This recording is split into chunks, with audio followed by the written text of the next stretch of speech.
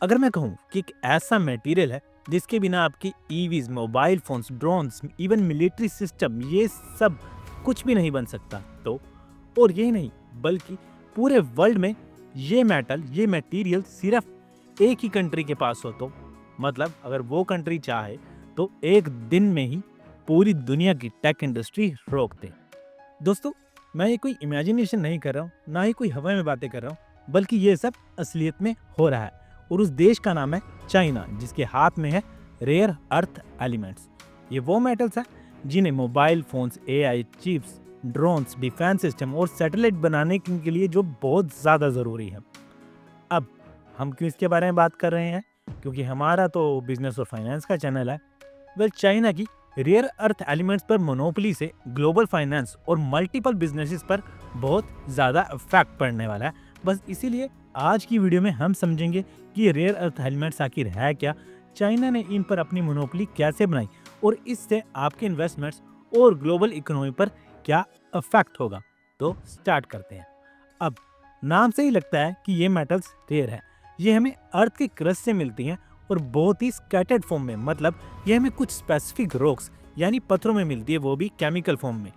और फिर इस केमिकल फॉर्म में से इन मेटल्स को एक्सट्रैक्ट करने के लिए हम रिफाइनिंग प्रोसेस का यूज करते हैं। ये प्रोसेस लगा लो ऐसे होती है कि जैसे आपको चाय में से घुली हुई चीनी को अलग करना है, जो कि बहुत ही कॉम्प्लिकेटेड प्रोसेस है। इसीलिए इस रिफाइनिंग प्रोसेस के लिए बहुत ही हाई एंड टेक्नोलॉजी चाहिए। अगर इससे ज़्यादा मैं इसके बारे में बात करूँगा या डिटेल में जाऊँगा तो ये फाइनेंस की कम और साइंस की क्लास ज़्यादा लगेगी। तो ये जो रेयर अर्थ एलिमेंट्स हैं, इनके पूरे वर्ल्ड के 50% रिजर्व्स चाइना में मिलते हैं और बाकी वियतनाम, रशिया, इंडिया में बहुत कम क्वांटिटी में। लेकिन बात यह है कि अगर दूसरी कंट्रीज में इनके रिजर्व्स मिल भी जाएं तो इन्हें रिफाइन और प्रोसेस करने के लिए जो टेक्नोलॉजी चाहिए वो किसी भी कंट्री के पास नहीं है, वो सिर्फ चाइना के पास है। क्योंकि उन्होंने काफ़ी सालों से इस पर रिसर्च करके टेक तैयार की है और वो किसी और कंट्री से ये सब शेयर भी नहीं करते हैं। और सिर्फ इसी वजह से पूरे वर्ल्ड को चाइना के ऊपर डिपेंडेंट रहना पड़ता है रेयर अर्थ एलिमेंट्स की एक्सट्रैक्शन और रिफाइनिंग के लिए। और एक और भी रीज़न है चाइना से रिफाइनिंग करवाने का, वो ये है कि जब हम इन मेटल्स को एक्सट्रैक्ट करते हैं, रिफाइन करते हैं, तो इनमें से बहुत ही ज़्यादा क्वांटिटी में टॉक्सिक मटेरियल निकलता है और बहुत ज़्यादा पोल्यूशन होता है, जो कि कोई भी कंट्री के स्टैंडर्ड्स उन्हें अलाउ नहीं करते हैं। इसलिए यूएस जैसी और बाकी अदर कंट्रीज भी अपने ही देश में ये रिफाइनिंग प्रोसेस नहीं करते हैं और आउटसोर्स करना ही पसंद करते हैं, ताकि उनके देश में कम से कम पोल्यूशन हो। जबकि चाइना में इस पोल्यूशन को लेकर कोई खास रूल है नहीं, इसलिए वो ये सब खुले में कर रहे हैं और इस चीज़ का भरपूर फायदा उठा रहे हैं।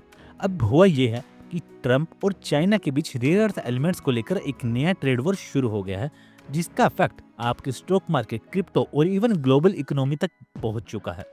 अब हुआ क्या कि कुछ हफ्ते पहले चाइना ने एक अनाउंसमेंट की कि कोई भी प्रोडक्ट जिसमें थोड़ा सा भी Chinese rare earth metal use हुआ है, उसके एक्सपोर्ट के लिए वो लाइसेंस लेंगे। यानी कोई भी कंट्री की कोई भी कंपनी अगर कुछ ऐसा प्रोडक्ट यूज कर रही है जिसमें Chinese rare earth element use हुआ है, तो उसके पास लाइसेंस भी होना चाहिए, जो कि चाइना से इशू होगा। अब इस पर ट्रंप ने तुरंत बोला कि अगर चाइना इसके एक्सपोर्ट पर इस तरह के रूल्स लगाएगा तो मैं सारे चाइनीज इंपोर्ट्स पर 100% तक का टैरिफ लगा दूंगा। और है भी क्या ट्रंप के पास, एक टैरिफ ही तो वेपन है उसके पास। खैर, इसका रिजल्ट क्या हुआ कि 10 अक्टूबर को मार्केट में पैनिक हो गया, टैक्स स्टॉक्स डाउन हो गए, क्रिप्टो करेंसी क्रैश हो गई और एक ही वीक में बिलियंस ऑफ डॉलर्स वाइप हो गई। लेकिन नेक्स्ट दिन फिर उन्होंने बोला कि डोंट वरी अबाउट चाइना। तब क्रिप्टो मार्केट स्टेबल हुई। पर यहाँ एक और इंटरेस्टिंग एंगल है, वो ये है कि हर बार ट्रम्प, इलोन मस्क या कोई भी पावरफुल बंदे की सिर्फ एक न्यूज या स्पीच से क्रिप्टो क्रैश हो जाती है, जबकि क्रिप्टो को बनाया इसलिए गया कि ये एक इंडिपेंडेंट करेंसी है। लेकिन हम देख ही रहे हैं कि ये कितनी एक इंडिपेंडेंट है।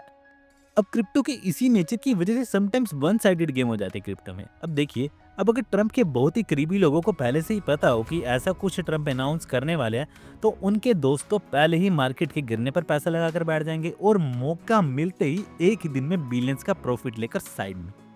और ये पहली बार नहीं हुआ है, ये जब से टैरिफ की अनाउंसमेंट हुई है तब से ऐसा ही चल रहा है। जब ट्रंप का मन करता है तब कुछ ना कुछ ऐसी न्यूज़ वो ले आते हैं और पूरी मार्केट को मैनिपुलेट करते हैं।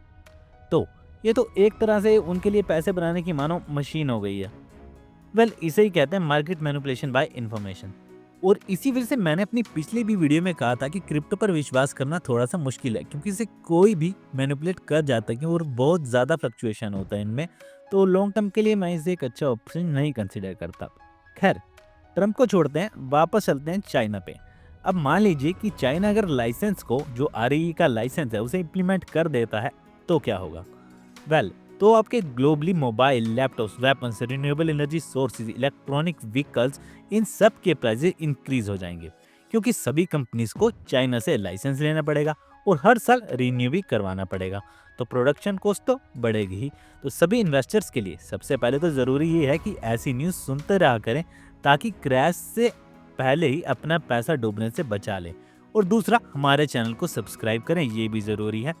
एंड आने वाले टाइम में REE की डिमांड भी बढ़ने वाली है। तो रिसर्च करिए कि कौन कौन सी कंपनीज है जिनमें आप अपने पैसे इन्वेस्ट कर सकते हैं फ्यूचर के लिए और अपने पैसे को इंक्रीज कर सकते हैं। तो आई होप आपको ये वीडियो अच्छी लगी होगी और ये इन्फॉर्मेशन भी अच्छी लगी होगी। तो मिलते हैं अगली वीडियो में, तब तक के लिए टाटा बाय बाय।